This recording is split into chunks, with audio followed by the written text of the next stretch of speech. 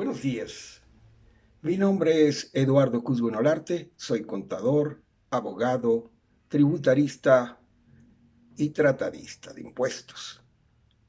Pues bien, lo que está hoy de moda, que hoy se ventila en todas partes, es lo relacionado con la reforma tributaria de Colombia, que está próxima a debatirse en plenarias del Congreso.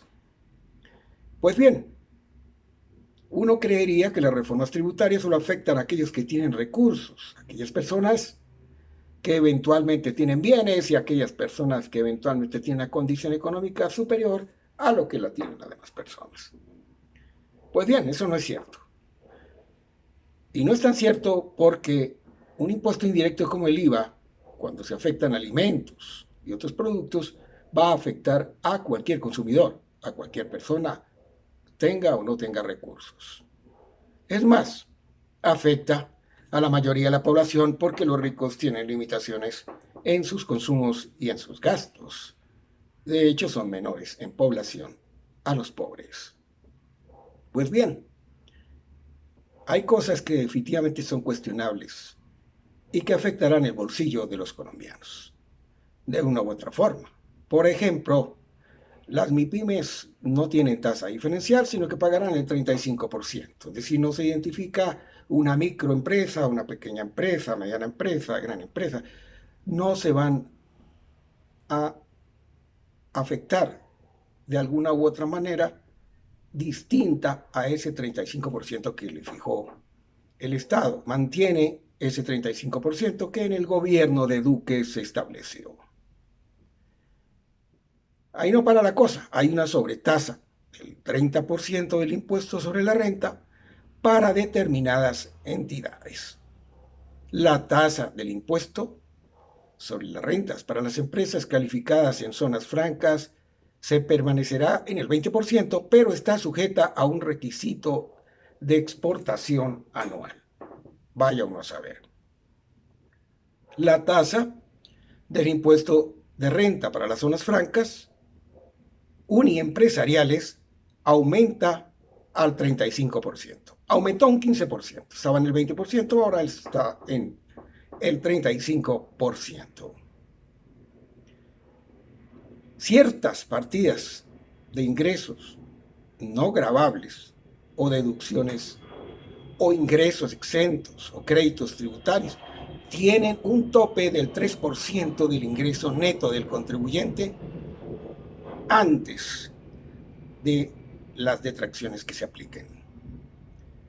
La tasa del impuesto a las ganancias ocasionales o de capital aumentarán al 30%. Antes estaba en el 10%. Las tarifas del régimen simple, para algunos, entre comillas, reducirán y se incluirán allí los servicios médicos y de seguridad social.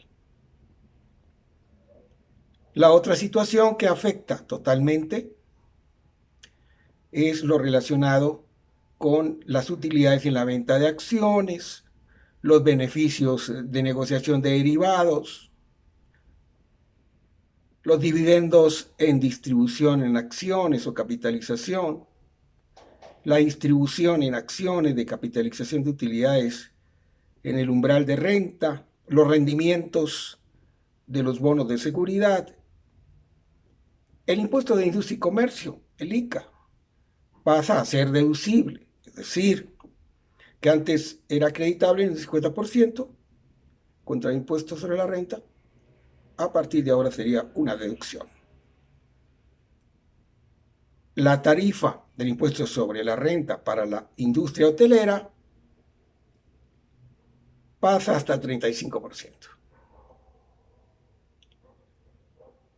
Hay una serie de decisiones que se toman y también se toman para control de la evasión, se toman decisiones para el control de la evasión extranjera, contrabando, se toman decisiones relacionadas con la residencia ¿Qué se entiende residente o no residente?